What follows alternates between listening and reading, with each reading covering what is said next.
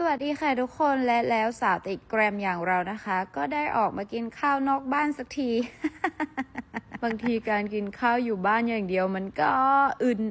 ครึมเหลือเกินนะคะทุกคนวันนี้เราก็เลยตัดสินใจออกมานอกบ้านกันวันนี้นะคะทุกคนแต่ก็เลยมานั่งที่โครงการ24 Boulevard อะไรวะช่างมันเถอะก็มากินข้าวนอกบ้านเลยทุกคนมารับลมรับแดดบ้างมาเจอผู้เจอคนบ้างเนาะคือที่เนี่ยแท็กชอบไวบ์ดีนะตกเย็นมาก็จะมีดีเจมาเล่นราคาอาหารสำหรับแท็กก็จะสูงเป็นนิดนึงแต่ก็ให้อภัยได้เพราะว่าอร่อยนะคะอย่างตัวนี้แท็กสั่งมาเป็นคาสดิยาคืออร่อยมากมาแบบร้อนๆใครที่เห็นว่าฉันจกส้มตำอย่างเดียวไม่ใช่นะจ๊ะอย่างอื่นฉันก็ตก